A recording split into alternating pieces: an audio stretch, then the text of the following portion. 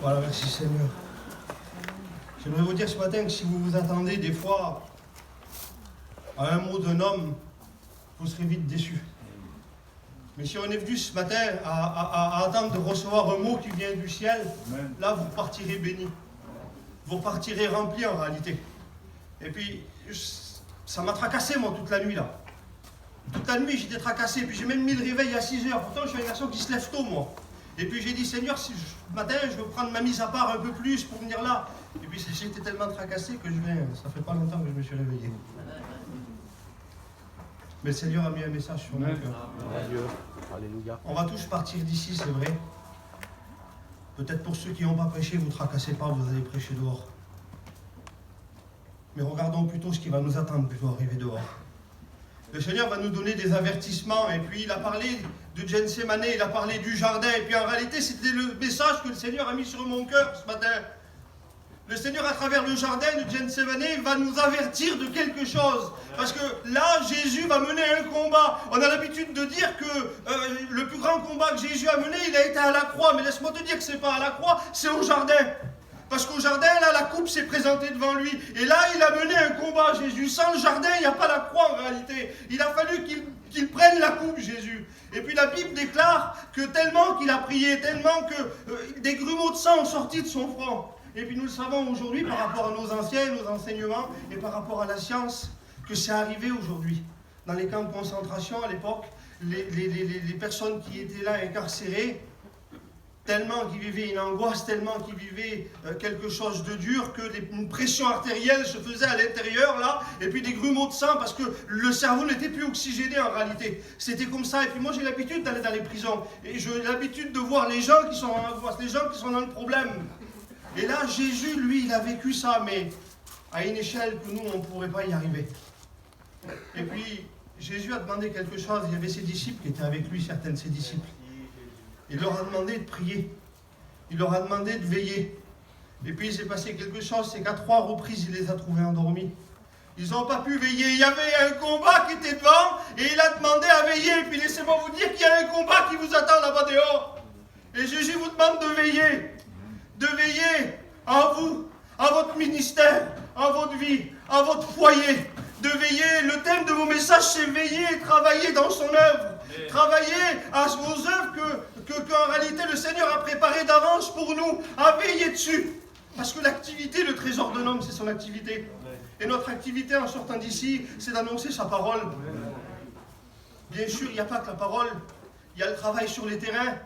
Il y a la cure d'âme. Il y a les gens à les visiter.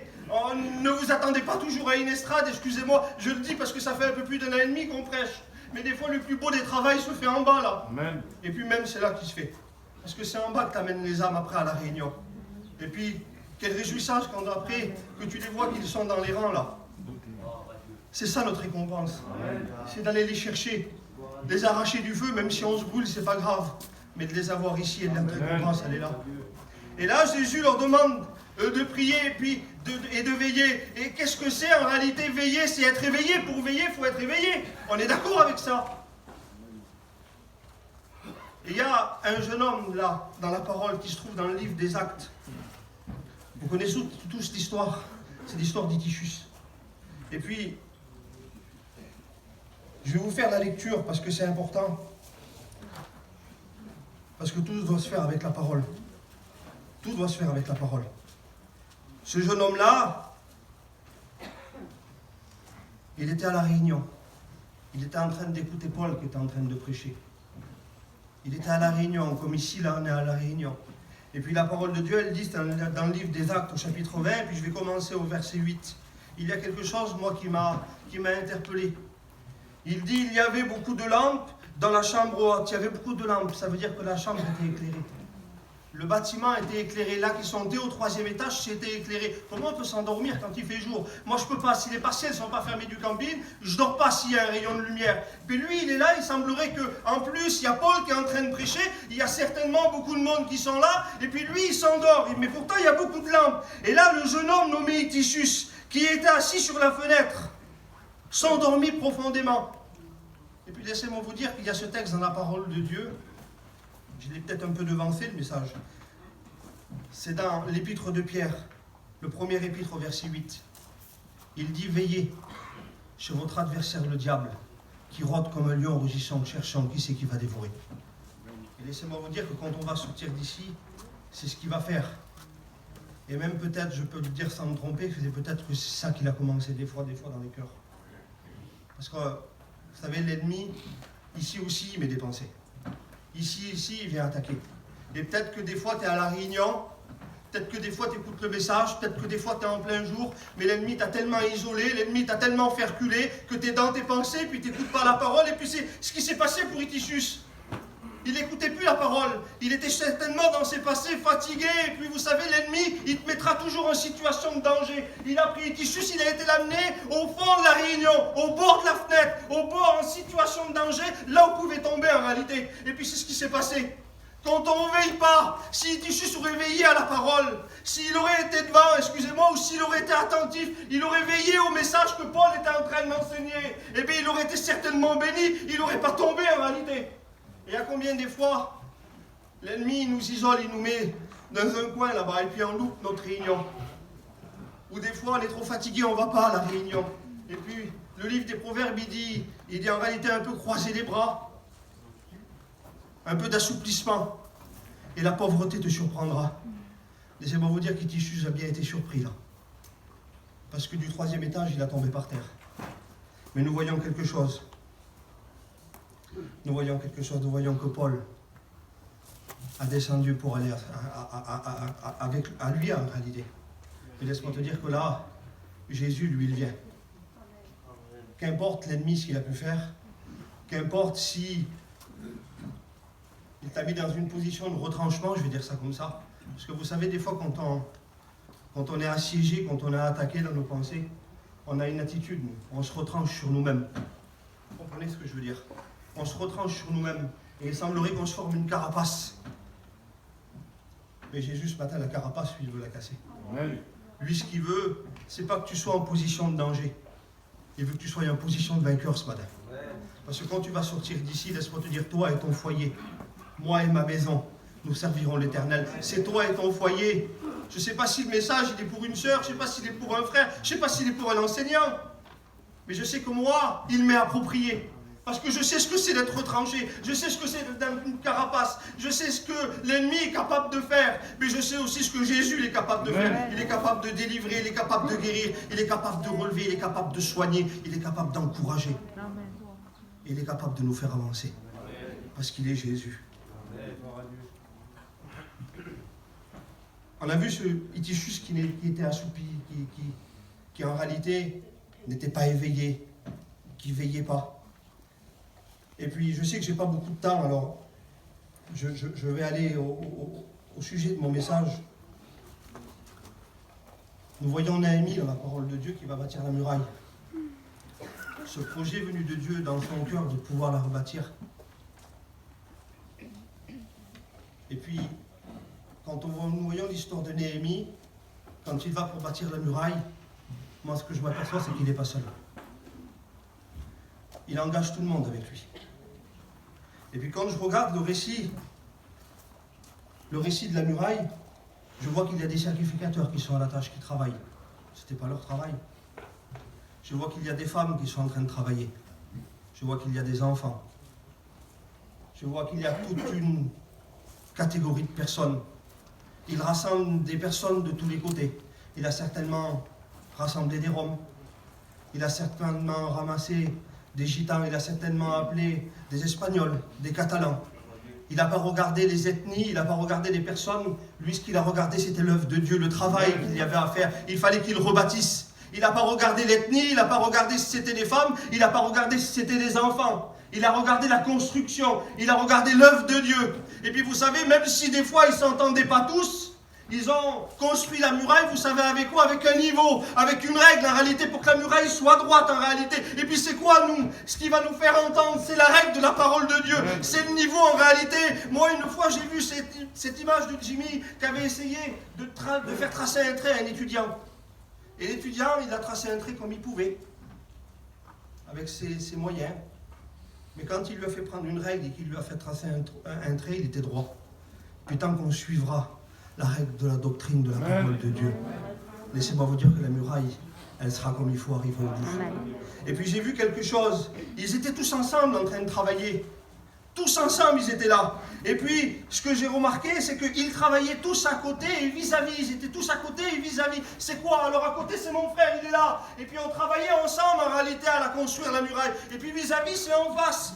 Et puis quelle beauté en réalité, quand on fait attention les uns aux autres. Parce qu'il y avait Sambala qui était là, lui. Et Sambala, lui, il ne voulait pas que la muraille, parce que l'ennemi, là, quand tu vas sortir, que toi, tu vas vouloir travailler dans son œuvre, l'ennemi ne va pas vouloir que toi, tu bâtisses des choses en Dieu. Il va vouloir les détruire, lui. C'est son œuvre, en réalité, à l'ennemi. Mais quand tu auras ton frère qui sera à côté, et quand tu auras ton frère qui sera en face, et que vous allez travailler d'un seul et même accord, d'un seul et même esprit pour travailler, laisse-moi te dire que l'ennemi, tu vas le voir arriver. Parce qu'il était à côté. Et puis en réalité, je vois Lino qui est là. Et puis s'il est en face et que moi je suis un peu fatigué à travailler dans l'œuvre, Lino il va me réveiller, il va me dire Jean-Philippe, réveille-toi, fais attention, Sambala il peut arriver là-bas. Laisse pas une brèche en réalité, ne laisse pas une brèche et puis il va me réveiller, je vais pouvoir continuer à travailler. On est ensemble. Amen. Et puis à côté je vois Ramuncho. Je vois Ramuncho, je te prends à témoin, excuse-moi Ramuncho. Il commence à être fatigué. Et je vais aller le réveiller, je vais crier Ramuncho, attention Sambala là-bas. On doit bâtir la muraille, on doit travailler ensemble, mes frères et mes soeurs. On doit faire attention à nos soeurs, à nos frères. Parce qu'on a été appelé à une chose, à travailler dans l'œuvre de Dieu. On a été appelé à ça, et on doit faire attention. Et puis regardez, j'ai regardé un peu, excusez-moi, 21 fois dans la parole de Dieu, il est marqué dans le livre de Néhémie, vous pourrez le regarder, c'est dans Néhémie au chapitre 3. 21 fois, il est marqué qu'il travaillait à côté et vis-à-vis. Et puis 21 fois, j'ai commencé à regarder, je dis Seigneur, comment 21 fois? Si je prends le chiffre 21, que je le divise en 3, on a 3 fois le chiffre 7. 3 fois le chiffre parfait de Dieu. Et nous avons le Père, le Fils et le Saint-Esprit. Avec qui nous allons aller travailler dehors? Nous ne serions pas accompagnés alors du Saint-Esprit? Nous ne sommes pas le temple du Saint-Esprit? Amen. Il y a Dieu. Bougou. Dieu a donné. Son Fils a donné. Le Saint-Esprit nous donne. On l'a appris, 15 points. On l'a appris. Et ça a fait du bien dans mon cœur. Ça a fait du bien, on va partir d'ici, le Père, le Fils, le Saint-Esprit sont avec nous, d'un seul et même esprit, d'un seul et même accord, à pouvoir travailler dans l'œuvre de Dieu. C'est vrai qu'on ne sera peut-être pas à côté comme ça, comme on est ici, mais il y aura d'autres frères là-bas. Il y aura d'autres personnes, il y aura d'autres sœurs pour les sœurs. On aura des téléphones, on a les réseaux sociaux. Quand ça ne va pas, on ne doit pas se retrancher, on ne doit pas s'enfermer dans une carapace. On ne doit pas. Suis-je le gardien de mon frère? Eh bien oui, tu l'es. Quand ton petit frère, quand ta petite soeur, ça ne va pas, tu te dois d'y aller. Le travail n'est pas que là sur l'estrade, il est en bas. Amen. Parce que c'est pas sur l'estrade que tu trouveras un petit frère ou une petite soeur qui n'est pas bien. Il sera dans son camping, il sera dans sa maison. Et c'est là qu'il faudra aller le chercher.